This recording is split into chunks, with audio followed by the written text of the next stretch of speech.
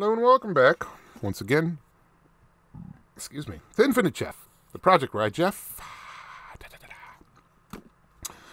read the book. I like El Jefe, I don't mind that. Jeffrey, people settle on that. This one guy at work, there's an edit on YouTube of Alex Trebek saying the name Jeff a lot, called Jeff Pretty, so he comes up to me and he'll say, "What is San Diego?" And I go, "No, what is Jeff?" What I don't like is Jeffafa, which is the fucking Jeff Dunham racist-ass puppet shit. It's not funny. It's racist. It's stupid. And then the other one is My Name is Jeff, which is either from 21 or 22 Jump Street with Channing Tatum and Jonah Hill. And it's just annoying.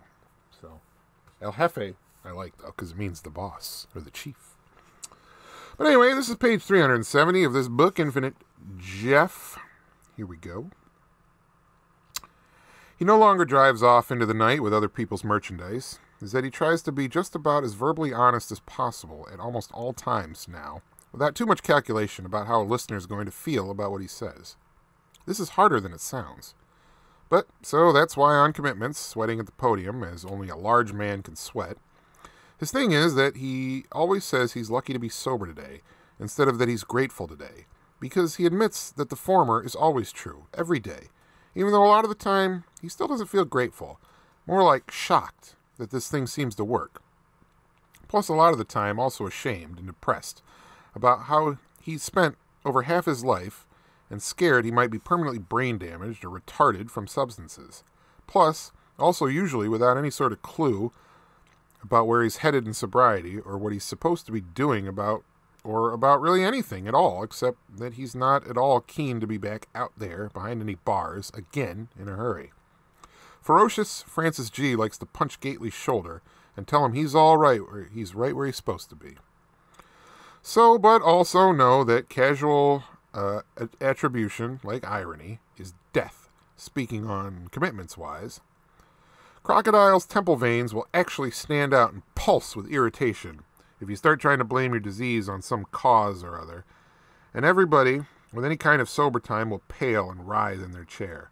See, e.g., the White Flag audience's discomfort when the skinny, hard-faced advanced basics girl who gets up to speak next to last posits that she was on an 8-bag-a-day dope fiend because at 16 she'd had become a stripper and semi-whore at the infamous Naked Eye Club out on Route 1. A number of male eyes in the audience flash with sudden recognition, and despite all willed restraint, automatically do that crawly north-to-south thing with her body, and Gately can see every ashtray on the table shake from the force of Joelle V's shudder. And then, but that she'd had to become a stripper at 16 because she'd had to run away from her foster home in Saugus, Massachusetts, and that she'd had to run away from her home because... ellipses. Here, at least, some of the room's discomfort is from the fact that the audience can tell the etiology... What the fuck is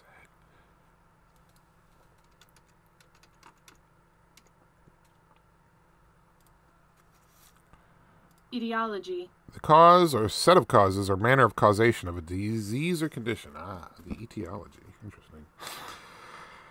The fact the audience could tell the etiology is going to get head-clutchingly prolix and involved. This girl has not yet learned to keep it simple, ellipses, because, well, to begin with, she'd been adopted, and the foster parents had also had their own biological daughter, and the biological daughter had, from birth, been totally paralyzed and retarded and catatonic, and the foster mother in the household was, as Joelle V. put it later to Gately, crazy as a fucking mudbug, and was in total denial about her biological daughter as being a vegetable, and not only insisted on treating the invertebrate biological daughter like a valid member of the chordate phylum, but also insisted that the father and the adopted daughter also treat it as normal and undamaged, and made the adopted daughter share a bedroom with it, bring it along to slumber parties. The speaker uses the term it for the invertebrate sister, and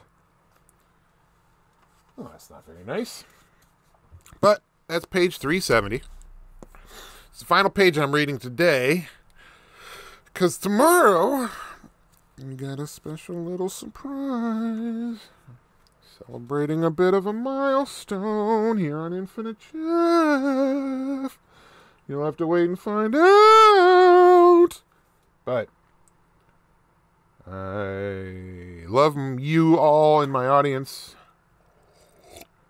Shoes hurting and whatnot. And you'll find out tomorrow what I've got in store. Have a good night.